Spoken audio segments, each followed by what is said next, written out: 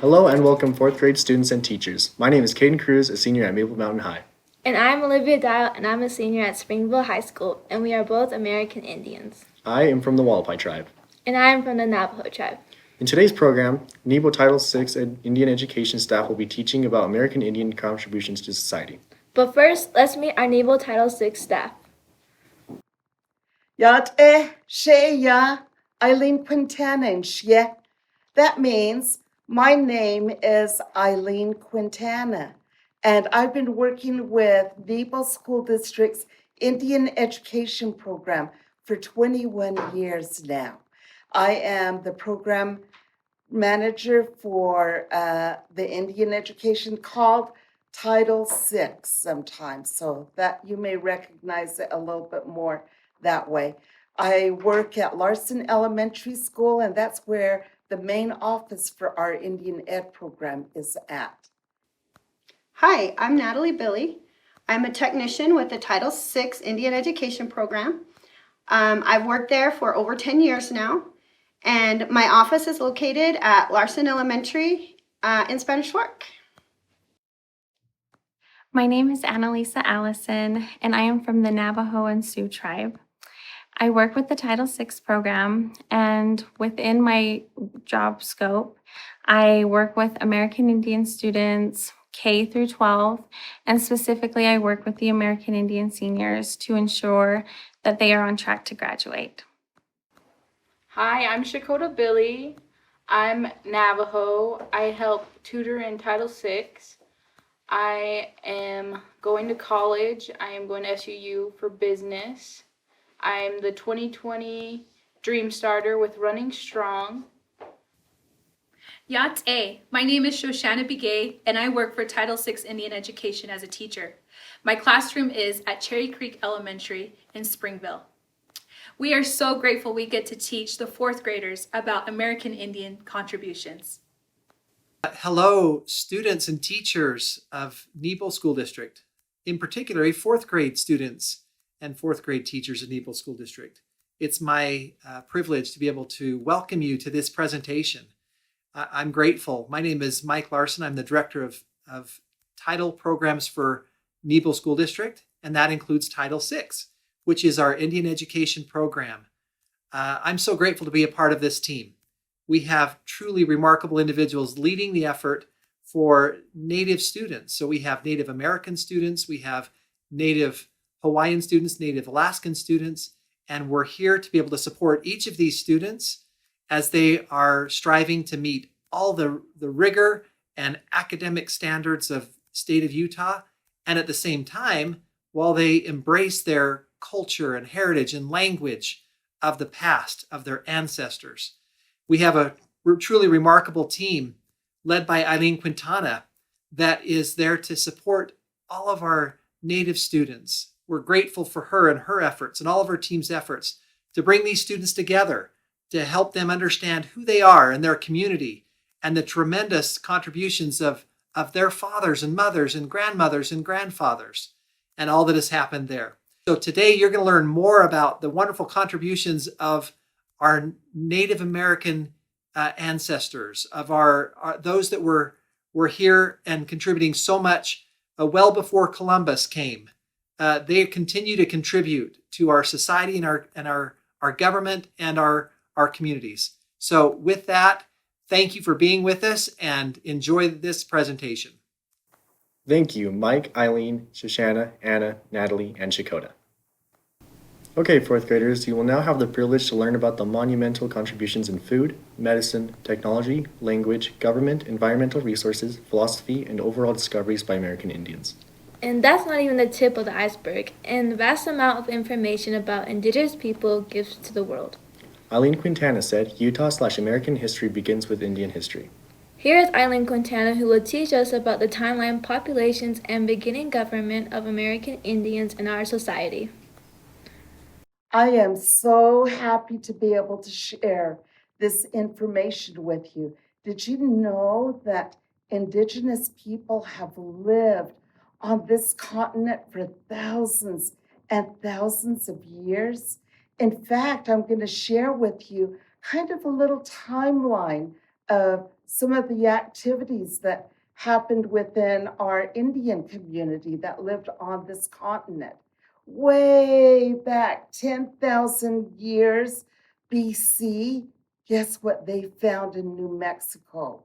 They found a weapon that was made out of stone that was used as on the point of a spear to kill mammals way back 10,000 years ago. That's how long American Indians have lived on this continent. There are over 574 different tribes that live in the country, and there are over 363 languages that are still spoken in the different tribal languages. Now, I'm going to share with you some information. We know that Columbus discovered this continent, but we know there were people already living here. So I hope to teach you a little bit more about that. I'm going to share with you a map of the United States. And on this map, you'll see different colors that designate where Indian tribes have their homelands or their reservations. You'll see that on this map, you'll see dark blue. That's where the most populated areas where tribal nations live. That's in the dark blue. You'll see light blue where not as many, but there are some that still live there, and so on. Now, I want you to remember what color was the whole country way back in 1492. It was all dark blue. All of the United States was Indian lands. Many different tribes lived here and thrived. They lived very, very well. They had their own way of gardening. They had their own systems of governments. They had their own way, their own cultures, their own religions, their own languages, everything that you can imagine. They had it right here. So this map that you see in way back a long time ago was completely dark blue. And that means that all of it was Indian lands. But today, this map shows the remaining American Indians that have their homelands. And this is what we'll show you next. Did you know that when the Pilgrims landed in the colony there, they witnessed something that was amazing? The American Indians that lived in that area, they already had a government. In fact, it was a democratic government that they were participating in. So one of the little known secrets is that the founding fathers discovered that the Indians were practicing this government. They were uniting whole tribal groups. In fact, there was 5 that were already part of a confederacy. There was the Mohawk, there was the Oneida, the Onondaga, the Cayuga, the Seneca, and later the Tuscarora would join that confederacy. Now, that confederacy was very powerful. They gathered together, they united, they bonded, and when they went to war, you weren't fighting just one nation. You were fighting 6 nations all in one, so nobody messed with them. That was a good way of being able to govern the people and keep the peace. And it was very, very powerful. Now, some of you may remember hearing about this. They used to call it the Iroquois Confederacy, but they had their own word for it, the Haudenosaunee Confederacy was what that was called by the tribal groups that were part of that. Now, to be able to be a leader in one of those leading positions, you were chosen by a clan mother. So clan mothers, females, had a lot of power. They could choose the leaders and put them into these positions. And if they found that these leaders were not representing the community the way that they should, those clan mothers took them out. So it was very much ahead of what the Pilgrims' style of governing was. Remember, they came from a monarchy, many of them in England. So this was quite amazing to them. Thomas Jefferson and Benjamin Franklin made friends with a lot of the Indians in that area. They learned how they governed the people, the guidelines, the rules that were set down for that confederacy. And you know what? They copied it. That is what made the guidelines for our United States of America, the Constitution. And in fact, later on, the Senate made a resolution and they actually said, thank you, Iroquois Confederacy, for allowing us to copy your government guidelines. And I thought that was very interesting. Many people don't know about that, so I wanted to share that with you. Thank you, Eileen, for that powerful information. Shoshana B. Gay will now teach about the first Thanksgiving and the contribution of foods that you eat today.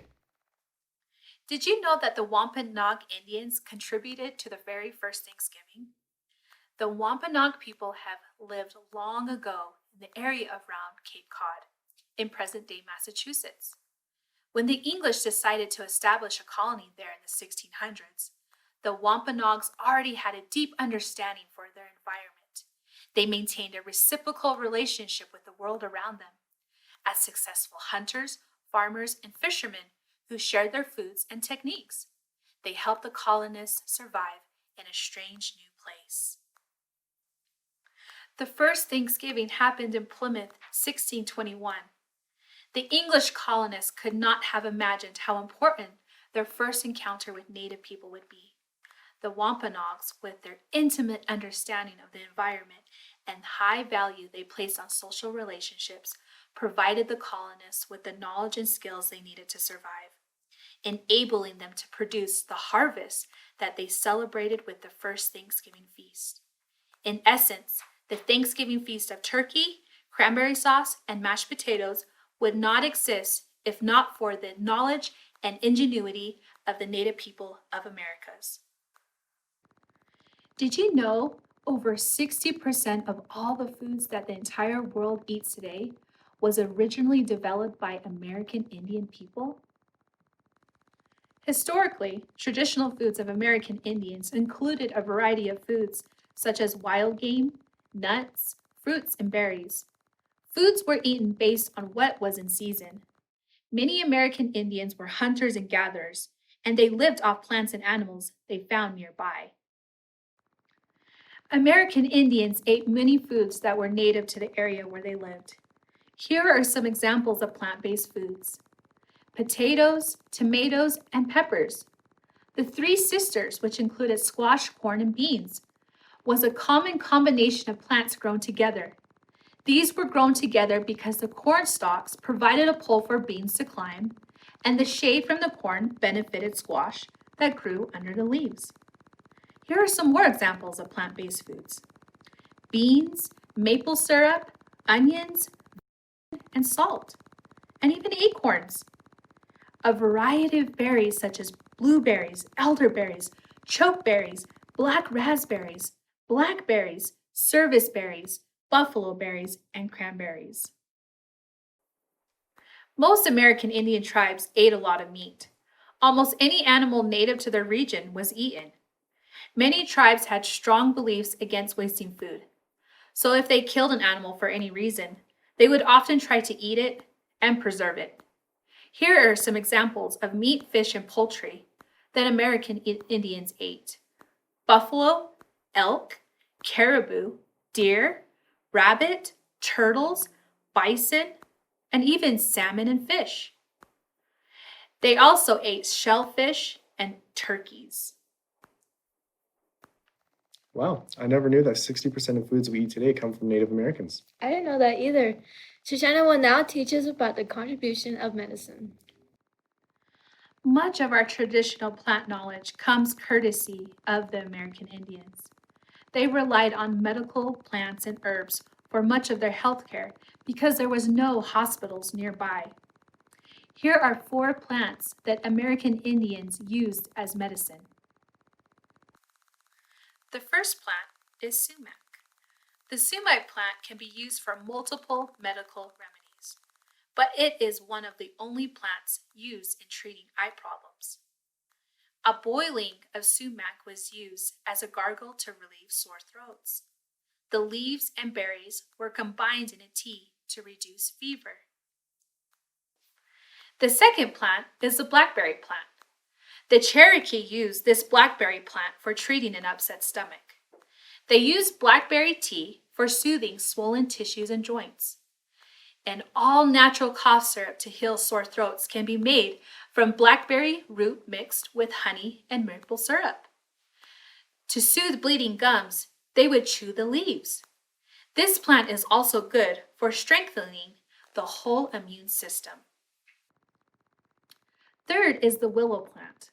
The Choctaw and the Delaware Indians, along with many other tribes, used a small willow twig as a toothbrush. It would clean their teeth and keep their gums healthy. The last plant is the sage plant. Sage was a sacred plant for many indigenous tribes, as it was thought to have effective purifying energy. As a remedy, it was used for treating medical conditions like abdominal cramps, cuts, bruises, colds, and flu. Thank you, Shoshana. I drink Navajo tea when I'm sick. The tea plant is grown in Utah, Arizona, and New Mexico deserts. That is awesome. Next, we'll hear from Natalie Billy. She'll be teaching about the American Indian inventions, such as the Navajo cradleboard, shade houses, kayaks, homes. One of the inventions that we're going to talk about today are cradle boards. Cradle boards are the first baby carriers. It's a traditional kind of Native American carrier. The baby is swaddled and wrapped in a blanket and then strapped to a flat board, usually made of a wood plank, although some tribes wove them like they do baskets.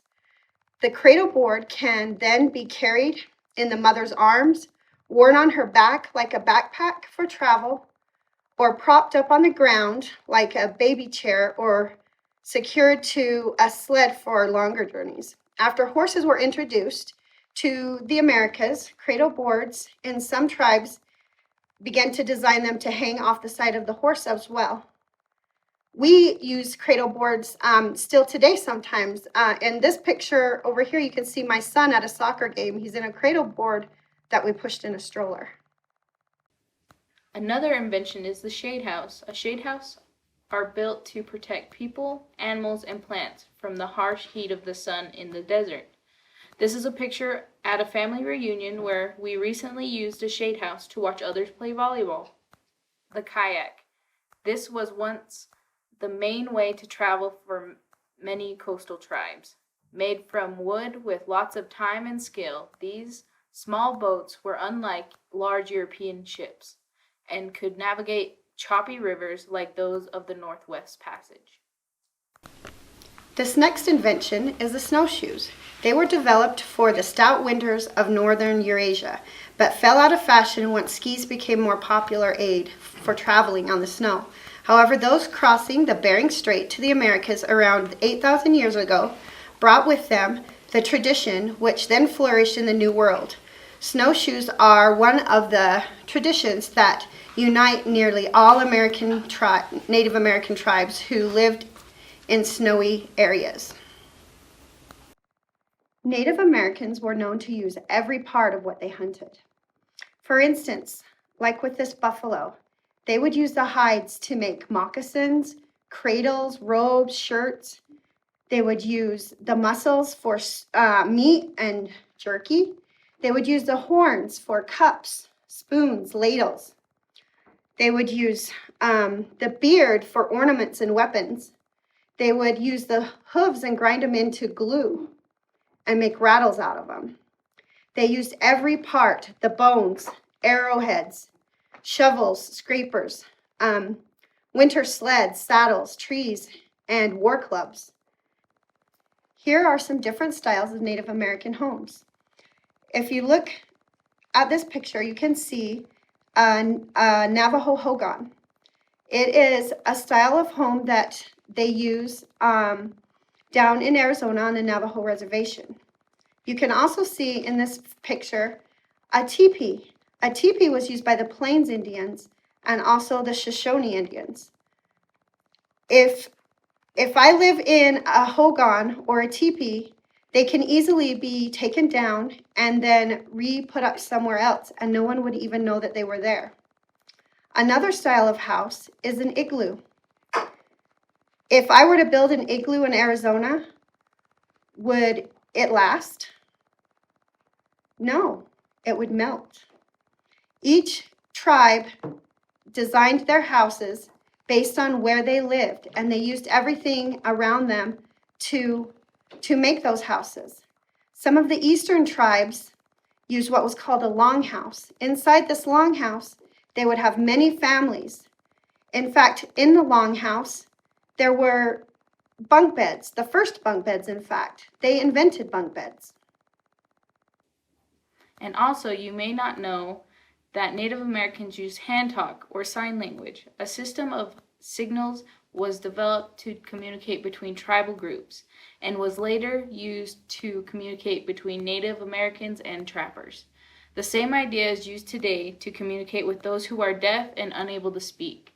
The signs are different, but the idea is the same. There are many American Indians who have a great impact and influence on society. Annalisa Allison would teach us about a few of these great leaders and famous people. There are many successful American Indians in U.S. history. I would like to highlight a few people you may have heard about before. Some popular athletes you may have heard about before are Kyrie Irving, who comes from the Sioux tribe, and Ricky Fowler, who comes from the Navajo tribe. Another famous athlete was Jim Thorpe, who was an Olympic gold medalist for track and field. If you look closely at his picture, you can see he is wearing two different shoes. This is because minutes before his race, someone stole both of his shoes. He was still determined to race, and luckily he was able to find two different shoes to race with. He ended up winning the race that day. Some famous authors are Vine Deloria Jr., Louise Etheridge, and Joy Harjo. An interesting fact is Joy Harjo has written over 100 poems and has had her poems published in the Smithsonian Magazine. Some famous musicians are Johnny Cash, Taboo from Black Eyed Peas, A Tribe Called Red, and Northern Cree. Northern Cree has been nominated for 6 Grammys. Some American Indian politicians are Deb Haaland from the Navajo tribe, Sharice Davis from the Ho-Chunk tribe, Larry Echohawk from the Pawnee tribe, and Wilma Mankiller, who was the first principal chief for the Cherokee Nation. Lastly, I would like to highlight some American Indian trailblazers. Many of you may be wondering what a trailblazer is. A trailblazer is an individual who paves a path or way for others. John Harrington is from the Chickasaw tribe. He was the first American Indian to walk in space as part of the 16th shuttle mission to the International Space Station in 2002. He carried 6 eagle feathers, a braid of sweetgrass, 2 arrowheads, and a Chickasaw Nation flag. American Indians created many different games we still play today. Some games included canoeing, snowshoeing, tobogganing, lacrosse, relay races, tug of war, soccer, ice hockey, field hockey, horse racing, and track and field. American Indians invented lacrosse. They called lacrosse stickball. This game was first played by the Algonquin tribe. The American Indian Games were seen as major events that took place over several days. They were played over huge open areas, sometimes hundreds of miles apart. The game was played with any number of players. Some estimates have mentioned between 100 and 100,000 players participated in a game at any one time. The rules were very simple. The ball was not to be touched by a player's hand, and there were no boundaries. The ball was tossed into the air to indicate the start of the game, and the players raced to be first to catch it. Shinny, or field hockey, was created by American Indians. This game closely resembles hockey, where two teams try to pass the ball into the opponent's goal using curved sticks. The game was often played on ice. Players were not allowed to play with their hands. Among some tribes, shinny was played by women much more often than men. Thank you, Annalisa. This last year, I was Title VI Indian Education Senior Princess. It was an honor. One of the things I learned on how to speak is a little bit of Navajo language. I was able to introduce myself and sing songs in Navajo. My favorite word to say in Navajo is Che, which means grandpa. That's awesome. I can say a few words in Malapai language too. Gamu, which means hello. Just like Eileen mentioned earlier, there are over 563 American Indian tribes in the United States with their own language, religion, gender roles, and culture. Here's a video of some Nebo Title VI American Indian students singing a song in the Navajo language. The song is called the Puppy Dog Song.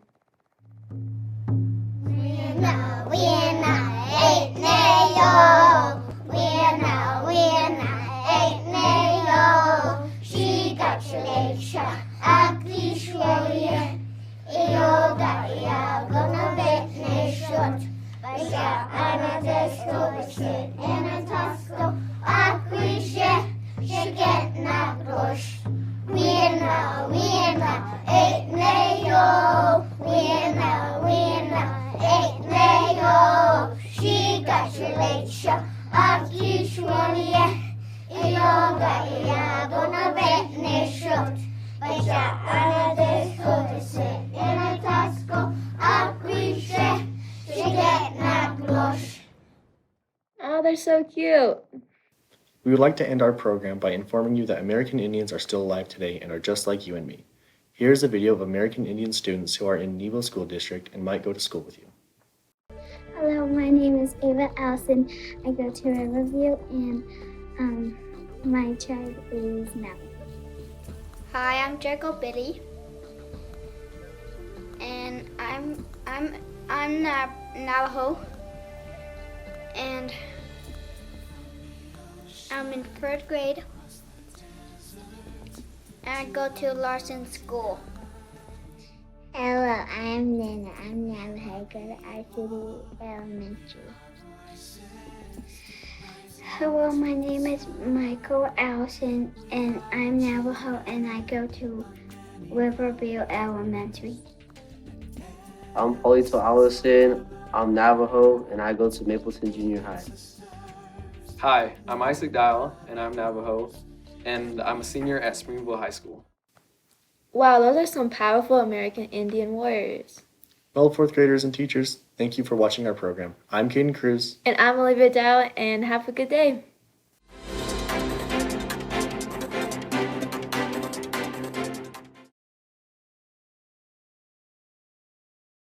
I wanted to show you our Title VI website. And where you can start is you can go to the Nebo homepage at nebo.edu.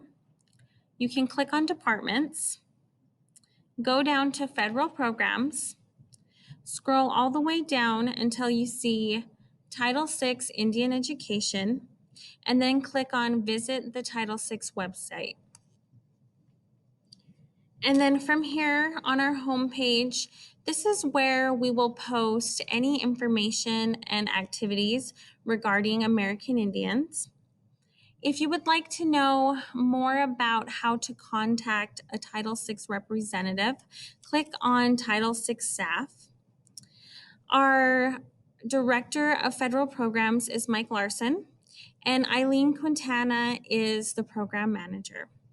Natalie, Shoshana, and myself, we work with Eileen to represent different cities within Nebo School District.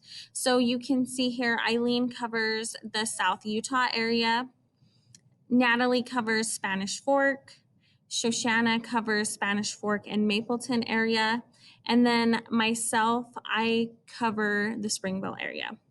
We typically have Native clubs every month in each of the junior high and high schools. However, due to COVID, we have put that on pause, and we are hopeful to do it later on as the school year progresses. What I really wanted to show you is the teacher resources. These are a list of some resources that may help you when you are planning curriculum for your students. There are a few that I would like to highlight.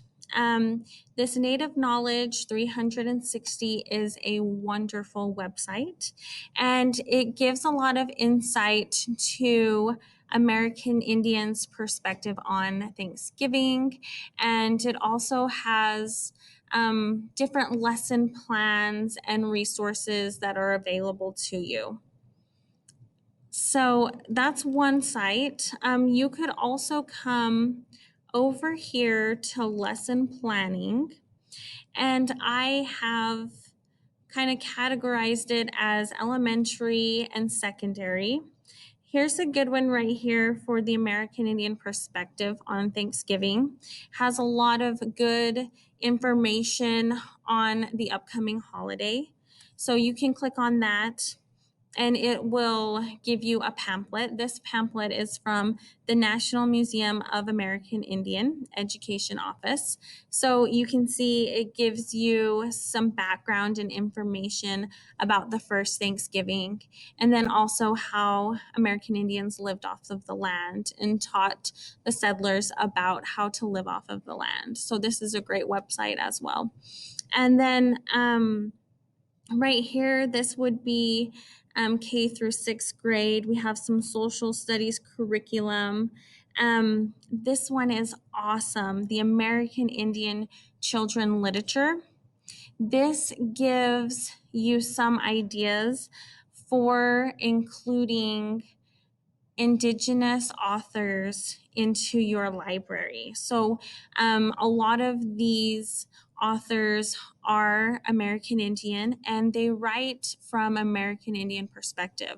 So if you ever wanted to add any of these children's books into your library, this is a great site to find out what those are. And then also right here, we have PBS Circles of Stories. This gives real accounts from storytellers and from American Indian tribes within your community. So you could actually teach your children about the different tribes that are in Utah, and you could hear from some of those tribal members and their perspective of the creation story and many different cultural stories.